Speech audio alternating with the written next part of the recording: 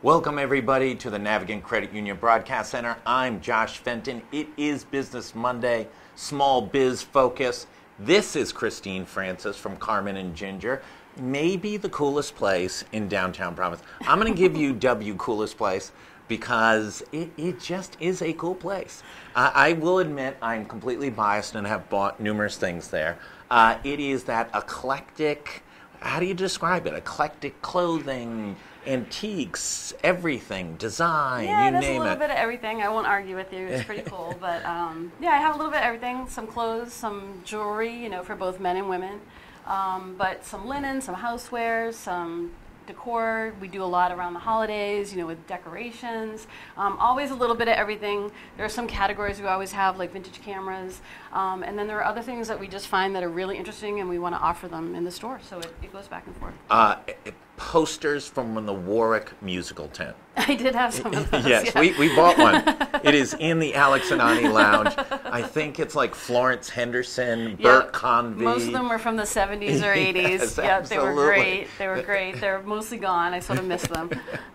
And so how long have you been open? I opened on Black Friday 2013, so I've been Excellent. open 5 years just this past Were you out thinking everyone by going on Black Friday? Because that's the day everybody's supposed to go No. profitable. I opened and I thought, this is great. Everybody comes in and gives you money every day you're open. And then I was in for a rude awakening. When that worked until about what, December 24th? Yeah, about December, yeah, around then. And then January was cold that year. Oh, it was so cold. It was, and you know, the arcade was newly open that year. Right. It wasn't even full. So yeah, it was a rough winter that year because people still weren't even aware that it was open. There were Right. people here who had gone to school and it was never open while they were here. Oh, so yeah. it was a big learning curve for people that the building was open and what it had to offer and that people could walk through every day. That was a big transition.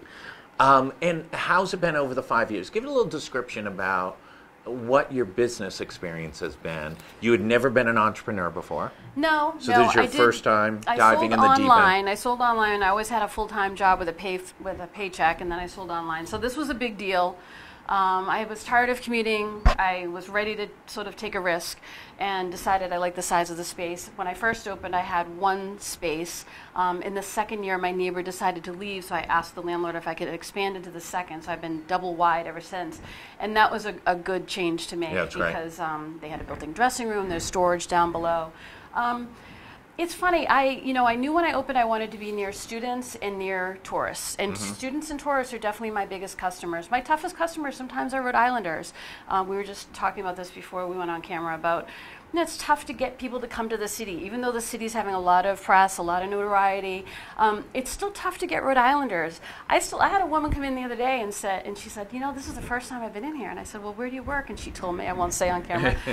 I said, how long have you been here? She said, oh, only 3 years. I said, 3 years and you hadn't come in here? And she said she told a colleague of hers about my store, and her colleague said, oh, I only ever walk as far as New Harvest. I never walk further in the building. And that's still a struggle, is to get people who work downtown, you know, to go in and sort of take their time and look around. By the way, just if you haven't been in the arcade, the distance between New Harvest and your shop might be 30 feet. Maybe. Yeah, maybe. Yeah, about maybe 10 or 15 cases beyond. But, you know, people are focused when they're on their lunch hour. They have their errands they want to run. So, yeah, it's been a matter of, you know, shifting hours so I better accommodate people, figuring out how to reach the people downtown. And a lot of it is word of mouth. You know, I have a lot of people that come in, and even though I sell vintage, you know, if you came in and bought, you know, a piece of jewelry as a gift for somebody, I would wrap it up for you. Right. We would do the paper. You know, a lot of guys like to come in, and not just, you know, guys, but, you know, it is common that a lot of guys come in, they don't have a lot of time. And I give them something nice that's ready to go. It's wrapped, it's done. And a lot of stores don't do that, you know, especially vintage stores. So well, and also, especially in an era of Amazon and Prime and big boxes and no inventory and a million other challenges for the shopper, to get that sort of handcrafted, that personal touch on it, Let's work on a commercial for you. It is coming up that it is Valentine's Day. How available are you to provide great Valentine's gifts to those in need? Oh, we have great stuff all the time. So the jewelry is a big seller around Valentine's Day, definitely. Excellent. And we have all different price points, and we specialize in Coro and Trifari, which are two manufacturers that produced jewelry in the jewelry district. Coro was in the jewelry district. Trifari was in East Providence, I believe, at the height of the costume jewelry time for Rhode Island, which was 30s, 40s, 50s, 60s. Yeah, exactly. So we always have that, which is a nice sort of local flavor, and we have it all different price points. And then we have everything. We have things that are $5. We have things that are, $95. But most of the things in my store are actually $100. Yep. Very reasonable. We also have a lot of other little things that you can pick up, little joke gifts if you want something for a colleague or just a girlfriend you want to just stick in with a card. We also have cards. We have vintage Valentines. We have unused vintage Valentines. We have used vintage Valentines. We have a little bit of everything. Used vintage?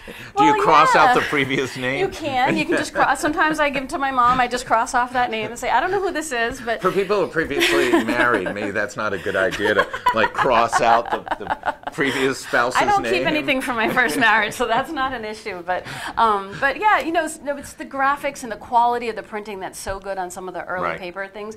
People actually like them. Sometimes they just take one side, they cut it off, they glue it onto something else. They just like to collect them, frame them, whatever. People use them for all different things. That's great. Talk about the challenge of starting a business. On Mondays we have entrepreneurs on, and they come and they talk about kind of everything under God's green earth, and there's always a couple of themes. One is, hey, it's not a bad economy. I think that's one of them. Talk about some of your successes, and then we'll talk about some of the challenges. Okay.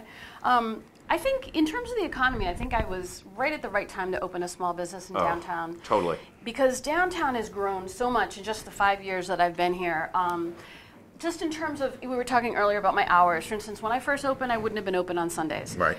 After a couple of years, I realized I need to be open on Sundays because there's just more people walking around downtown, appreciating it. There are more people, I think, walking around on a Saturday and Sunday than there are on a Monday through Friday. Yeah, I mean, there are a lot of people like to explore, you know, and on Sundays you don't have to pay to park downtown, so it's great if people want to come in and explore from outside. So we even shifted our hours, and I feel like I've been able to sort of grow while the city's grown around me. And, the nice thing about being a small business owner is we all know each other. I know all the people up on Westminster Street. When I got started, Asher, who owns Frog and Toad, who just expanded to a West Side location too, gave me a lot of advice. We're all sort of like one big family, and we all sort of do similar things, but in different places. But we all support each other. We all sort of help each other advertise and helps. It's just like it's very nice. It's a nice size. It's growing, but there's a really nice sense of community. Biggest challenge? Probably not overspending, because people come in and they're like, oh, it must be so fun to shop for things. And it's like, yeah, it sort of is. I really like looking for unique things. You always have to make sure you're not too much. Your blimp probably wasn't a great idea. Blimp, it's such a small market for that that I don't know. But that, and then also just, you have to pay attention to what your customers buy. One example I always give, and you're probably guilty of this, I put a rack of men's jackets in the hallway. Back before I even expanded, I had one Harris tweed jacket on that rack, and I think it was like a 42 short. It didn't fit anyone, but every guy tried it on. And I was like, you know what? I should get more of these. I now have a rack of almost, mostly Harris tweed jackets that I keep out there pretty much October through March. And guys love it. And it's just because you pay attention, And the flip side of that that's really hard is when you realize something you have isn't working. And you have to say, this part of the store isn't working, or this product isn't working, and I need to make this work better. And I think that's one of the biggest challenges. It's got to be a reflection of you, but you also have to be mindful of what customers want, what they're coming in for, what they're not reacting to, as well as what they are reacting to. It's great. What's the breakdown, male versus female, of those coming in and spending? I'd say close to half and half. Yeah, It's a very wide and diverse demographic. I broke out my men's clothing sales from my women's clothing sales for the first time last year, just to track. My men's clothing sales were slightly behind my women's, but they were neck and neck. I always say I put the men's stuff out in the hall and up front, so they don't have to go buy anything girly, to get to it. But yeah, I have both all the time. Was 18 your best year? Technically, well, 18 and 17 were pretty much neck and neck. Yeah. I was pretty statistically flat over 18. 18 over 17. Yeah. But it wasn't a bad year. Yeah. I had a very strong year the year before. Yeah. So I'm not disappointed. If I start to go backwards, I'll get worried. But at this point, it's just like, why am I flat? How do I get ahead again for next year? Right.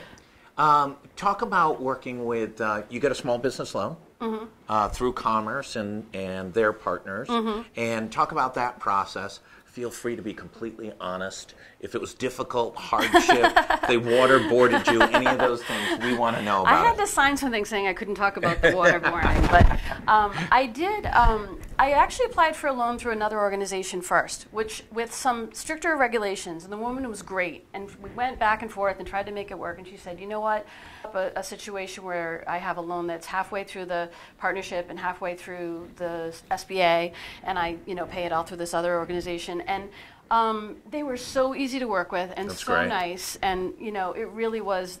The support of the SBA in general is great.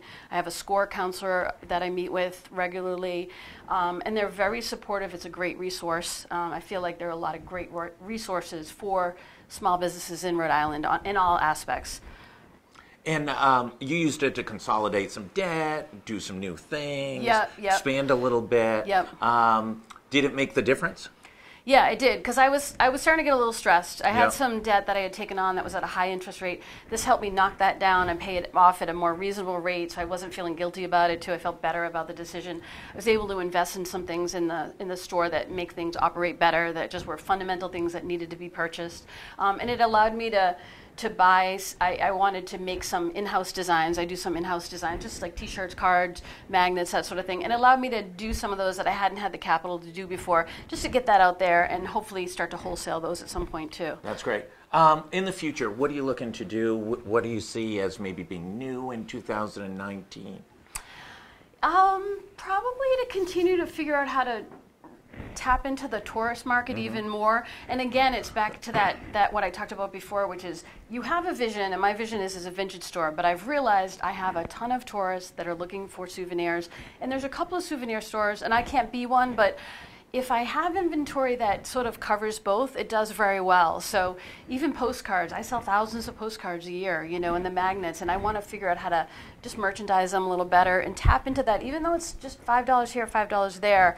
If I increase that, it increases everything exponentially. That's great. Congratulations on all the success. Thank you.